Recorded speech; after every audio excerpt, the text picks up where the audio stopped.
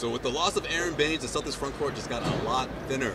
This segment is brought to you by 1-in-100. Head over to 1-in-100.co where you can score future tickets to see the Bruins, the Patriots, and the Celtics, including the Bucks game here at TD Garden Friday Come see night. Giannis. That's right. Free entry. Yeah, Your very first entry is absolutely free. Head over to 1-in-100.co and enter to win. Gentlemen, 2 minutes into this game, Aron Baynes suffers a hand injury, broken hand. Brad Stevens said he even saw the x-ray himself. It was like he didn't believe his trainers. He's like, no, I want to see the x-ray for myself. My front court is thin enough, and it just got thinner. Al Horford is day-to-day, but if you ask me, I'm going to say he's going to be on the shelf for at least another week or so. Yeah. I mean, maybe more. At least another week or so? I mean, 10 to Al Horford, sorry. I thought you said Baynes. Oh, I thought you said no. Baynes. I was like, what? Oh, I think The front court's in trouble. I think they're being kind of quiet with the Al Horford injury because it's going to be out for quite some time. So the front court is in trouble.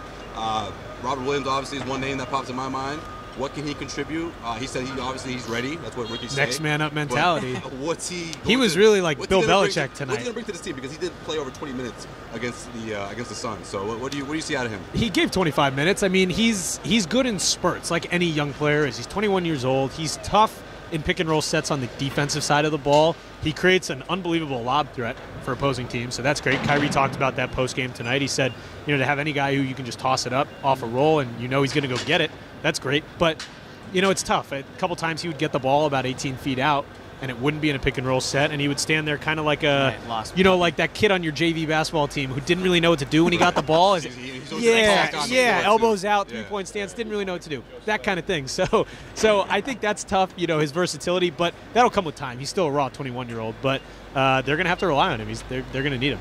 Yeah, I agree with you. I mean, I think obviously about the JV comment.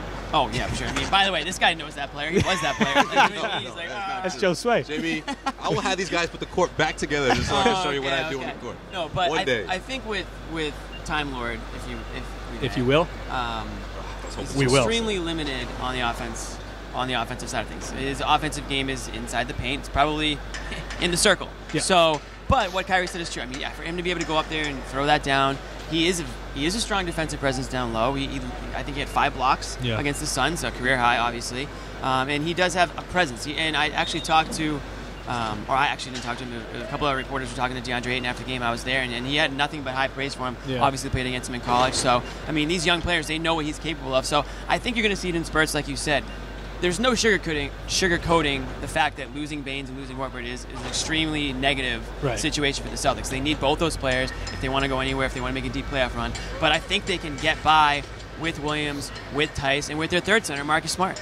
Yeah, I just think the next 3 games. Didn't even pick up on that. That was a good slip. You didn't pick up on that. I did. As you guys started laughing, I didn't pick up on that. Well, here's my thing. The next 3 games, I mean, this isn't a schedule that's against, the kind of team that they were seeing throughout that road trip. These are tough teams. These are obviously 2 teams that are ahead of them in the Eastern Conference, the Milwaukee Bucks. Christmas, you got the Philadelphia 76ers. So if you have someone like Williams out there playing over 20 minutes, I mean, I think it's a good chance that they're behind and they're looking for a defensive guy. One guy who I thought had a great opportunity to step up here was Daniel Tice, and I was disappointed that he was unable to put together a solid game against the Phoenix Suns. And I get it, Ayton. That's what I was going to say, tough. And it's a tough matchup, but I think that's a guy that you can look to turn to for offense, for production, to run the floor, to finish strong. I mean, he had a 20-point game not too long ago. He's been pretty good the last couple of weeks. I mean, his real plus-minus is pretty solid. It's getting up there compared to some of his teammates, which surprises people, but he's effective on both sides of the floor. Obviously, it was an off night tonight. But I think the whole Williams thing is interesting on the defensive end because he's a crazy shot blocker, like you said, but he doesn't crash the boards like Aron Baynes. So it brings in a different type of defensive presence because, now that Williams is in there, you then rely on guards and wings to crash the boards more because you're going to get hurt on the glass if he's going and blocking everything because he's going to find himself away from the hoop. He's going to find himself with his back to the basket. And so that hurts. I mean, we talk about how smart Al Horford is, and that's not to say that Robert Williams isn't smart. He's just young. He's just raw. He's a rookie. He's going to make plenty of mistakes out there. You're really going to need guys like Marcus Smart, Jaylen Brown. Those guys are going to have to make up for those defensive lapses in judgment or those mental errors that he makes out there. He's going to be a little slow to spots, and it's going to show up at times. But he does have that presence down low, and they're just going to have to play to his strengths. You might have to just play a little offense defense with Tice and with Williams. We'll see what happens. Let us know in the comment section who in the front court is going to step up big. Could it be Tice? Could it be Williams? Or could it be Marcus Smart? According to Jimmy. Star center. We'll see.